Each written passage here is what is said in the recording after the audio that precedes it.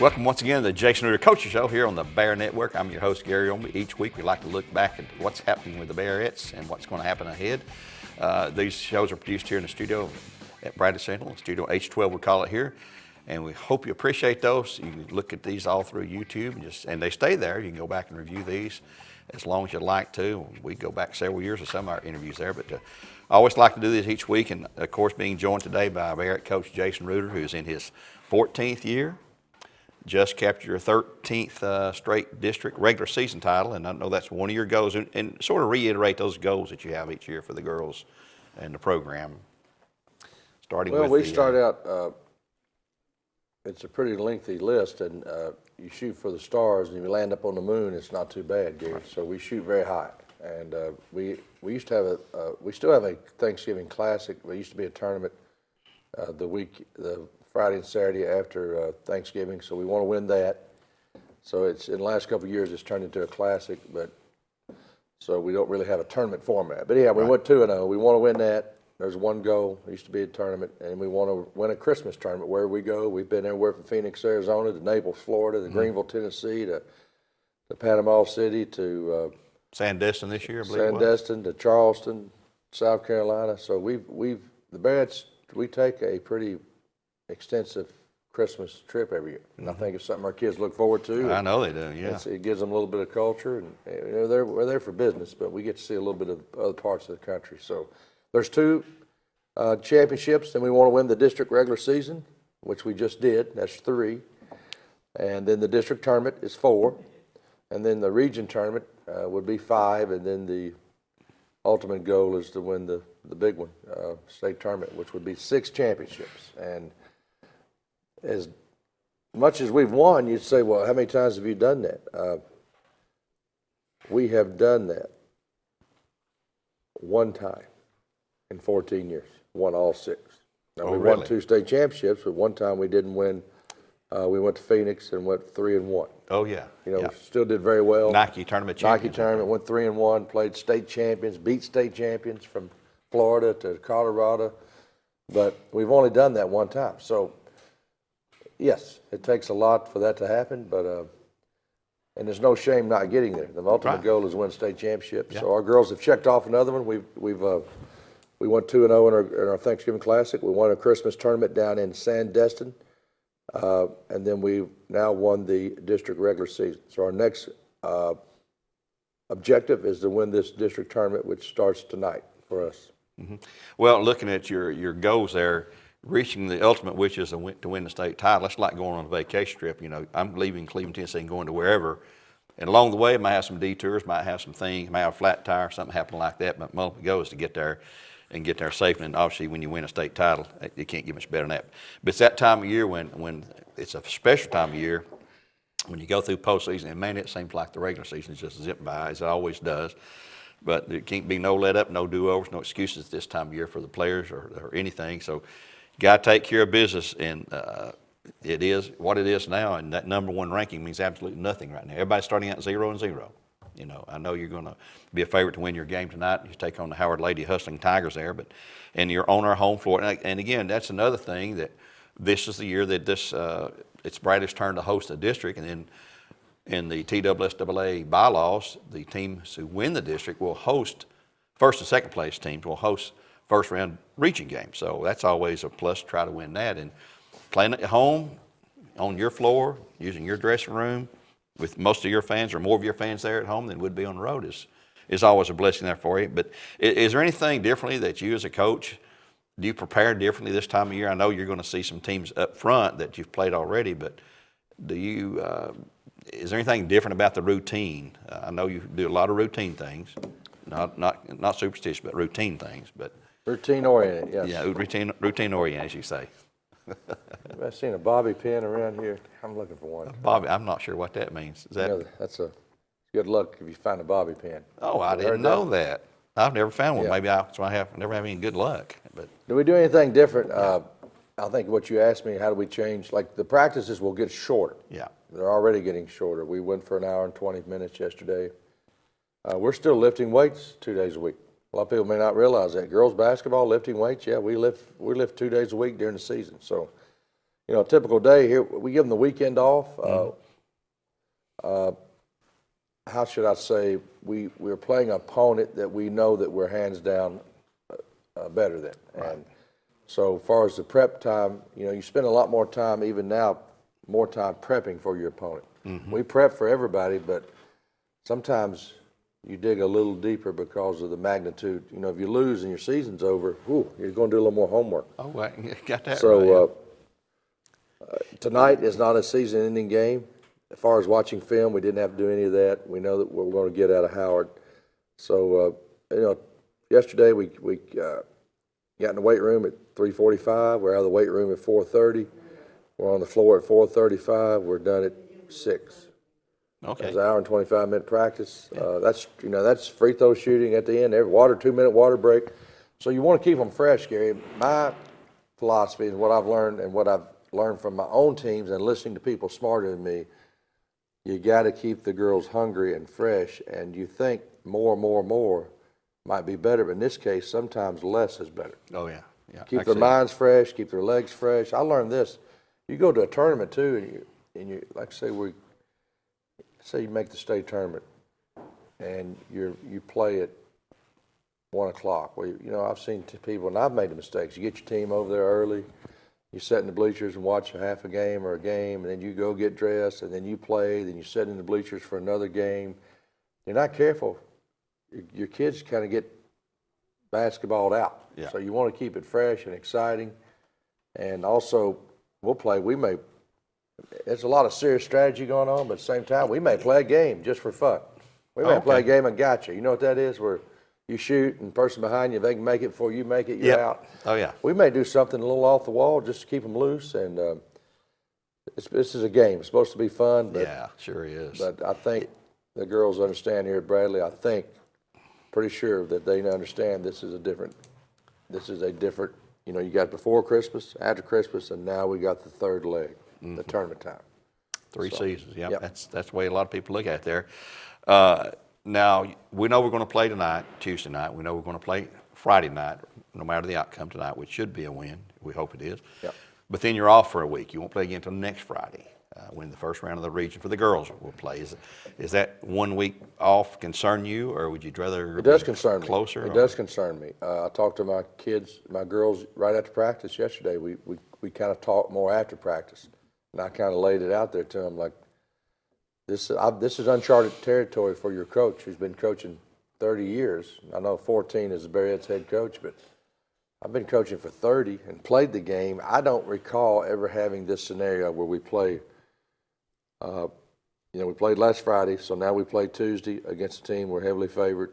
We're going to play Friday against a team we're heavily favored, and then we don't play again until the next Friday. Yeah. Now, your team can, if you're not careful, they can go backwards on you. Just the fact of the speed of the game and the repetition, and it is concerning. But you know that going in, as coaches, we've got to learn to worry about what we can control and what we can't control. So we can't control that. So what can I control? I can control practice. I can control film sessions. I can control, even mentally, I can control my girls. So I've got the ball in my hand, so that's my job. If we're not ready come Friday, the first round of the region, then I'll take the blame. All right. Something that was fun last Friday night, too. We only had one senior, Grace Phillips. Yes. And bless her heart, she was hurt in the middle of the year. Last year against Cleveland High, tore ACL, missed the rest of the season, and never really got to play much early this year and all. And now she has committed to Tennessee Wesleyan, nearby school, Yep. and she was tickled to death. Got a chance to interview her last Friday night on a radio show, and she was tickled to death. And it's good to see somebody like her hang in there and come back and be ready to play and get an opportunity. That's a testament. That's a testament, Gary, to I think Grace and her persistence. You know, she tore ACL. She rehabbed to the T's. She did everything just as the doctor asked her to do, and she stayed persistent. She's still in a situation here. Grace is averaging. I've got my stats here. She's averaging 9.2 minutes a game, which you may say, well, that's not a staggering amount, but it's still you're averaging. You're getting close to a quarter of the game. Yeah. She has a role on this team. Yes, the knee has slowed her down, but she's gotten a little, I've seen improvements out of her every week. Small little gains, just little things that you wouldn't notice, but I do, like getting a loose ball. So Coach Rice at Tennessee Wesleyan, I think this is a testament to Grace and the program she's coming from. I think he knows she's coming from a program that she knows how to work. Mm-hmm. She's used to winning. And you know what? Okay, maybe you've had a little bad luck, but guess what? We've got a little money here for you. And if you're willing to come up here and give it a shot, then we're going to take a chance on Grace Phillips. Should be joining another Bearette there, Camry's going to be graduating this year. Oh, is she senior already? Yep. My hard goodness. to believe, yeah. That's hard to believe. I've got a daughter in that class, so I know that class very well. Anna Walker's up at Tennessee Wesleyan. Right. Camry Mayo's at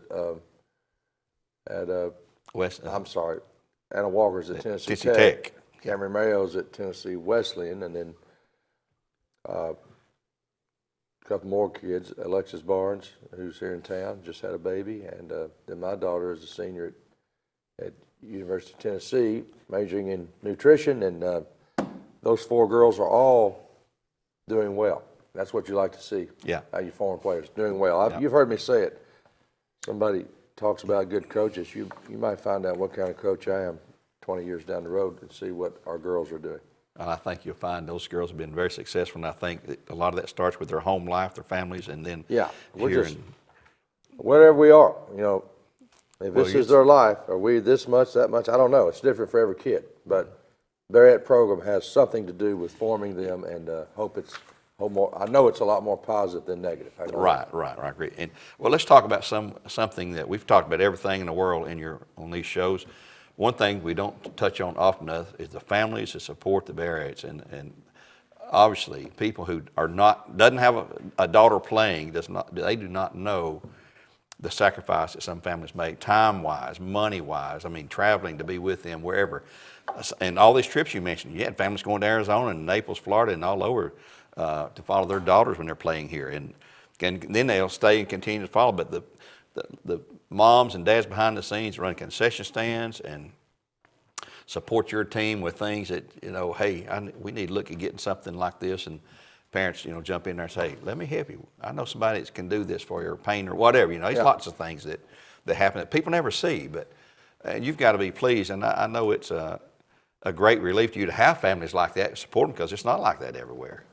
Well, I'm assuming what you're saying is right, Gary, about everywhere. I don't, I went to LaRue County High School in Kentucky, and then I played basketball and got my degree from Lee College back then. And then I started my career at Meigs County, and then I've spent the last 26 years here at Bradley. So I don't know about everywhere, but I do know the places I've been. I can tell you the support here is pretty special. This is no knock on. I was telling somebody just last week that you may see parents come and go. Their kids graduate and they move on, but you'll have one every once in a while that'll come back for the next several years or be a lifetime Bearette fan. But it's not that they're, done with you. It's just their life moves on. My daughter, Rebecca, graduated from Middle Tennessee State. I went to as many games as I could. Since she graduated in 2018, how many Middle Tennessee State basketball games do you think I've been to? Probably not a lot. I've been to 2. Have you? Since she's graduated. And when she played, I probably went to, I think I did the math, I averaged about 16 to 17 games a year. That's me trying to coach and get to Murfreesboro or Birmingham. Yeah, had some late nights there, didn't you? Yes, I did, Lord of mercy. But so what you find is parents come and go, but when their kid is here, sometimes it's their one-time shot. They're 4 years at Bradley Central or wherever you're at, that's your one shot with this kid. But I have had over my career, I've had a tremendous amount of support from parents, whether it comes to fundraising, helping out another kid, carpooling, to driving to Christmas tournaments, to, Shanika Jones keeps the scorebook, our scorebook at every ball game, home and away. Yeah. It has. She's been very reliable, very reliable with that. We had parents jump in and decided they wanted to remodel our locker room after our season was over last year. Barrett spent a little bit of money on the flooring, but by and large, most of that was donated or free labor, free donations, even money out of their pocket. Concession stand, it's a small part of what we have to run our program, but without it, we'd be in trouble. We got parents that donate their time to, they come and watch their daughter, then they got to go put 2 hours in concession stand. So this program is built, Gary, you win your ball games with people, and people are what will take you the furthest in life. Your people skills, I hate to say this, I didn't hate school at all. I like school, but I can tell you that there's a lot of classes I can't remember anything about that class other than I can tell you about that teacher. Mm-hmm. And that teacher made an impact. So the people are what makes this job special. It's the people, it's these kids. It's not really, the trophies are nice, but it's the people and these parents that I've got to know and got to know better. And become lifelong friends for you. Some of you become closer with than others, just the way it is. And it's tremendous support here. The Barretts are blessed to have, by and large, our parents will come to the rescue, whatever we need. And you're right, I can only imagine, but I can imagine that's not the case everywhere.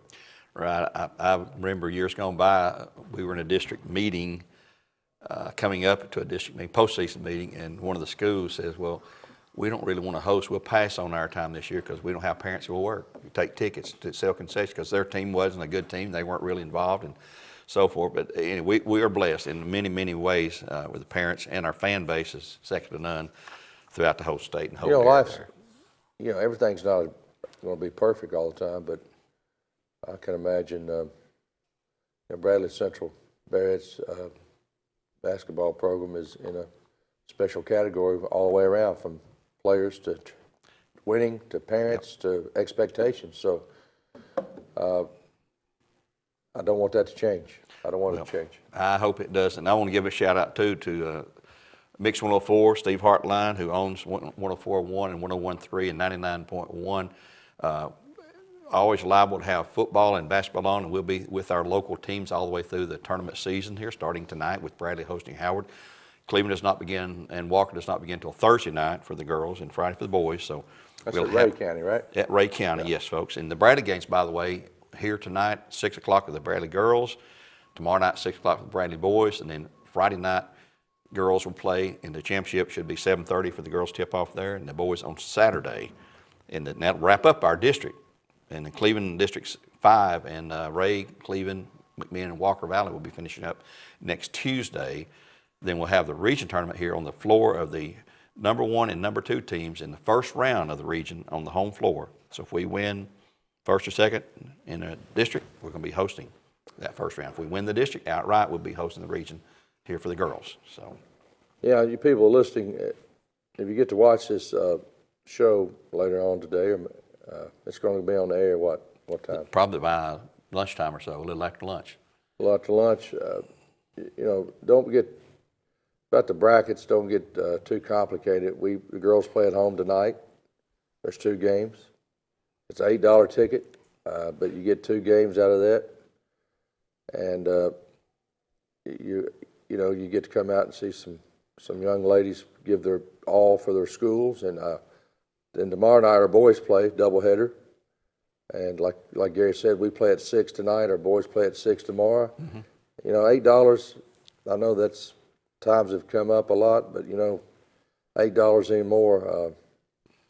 I went and got a sandwich yesterday. I'm not going to name the store, but all I got was a sandwich, no drinks, no chips. It was a pretty big sandwich, but it was $13, $14. So when I know that $8 sounds like a lot, but you're getting 2 games. Yeah.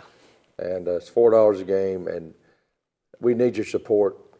It's just the girls play better when you're here, and financially, you guys, like you said, the Bradley family comes out and plays. They'll be here. We're blessed to have this district here. We won't have it again for another 4 years. So, right. Come out and support us tonight and tomorrow night. Then the girls play again on Friday, and the boys play on Saturday. That's right. So we'll be here, and we'll have it on the radio for you. We start on Mix 104 tonight, and then since we got 3 teams playing, we'll not know until next Tuesday, or I guess, until who's going to be on mix or who will be on buzz. We'll be there somewhere, and we'd like to thank Mr. Winsroy, who's behind the cameras. You guys never get to see him, but the professor, we call him, for all his great work and his students creating all these, producing all these for us, as well as our broadcast, our television, our streaming. And they'll be streamed again this week, each game, here from Bradley Central High School. And we'll keep on rolling.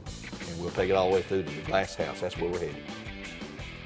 We're going now. I like the way you're thinking, Gary. I like the way you're thinking. We'll do this again next week. Until then, we'll just say so long for now. God bless, and go Bears.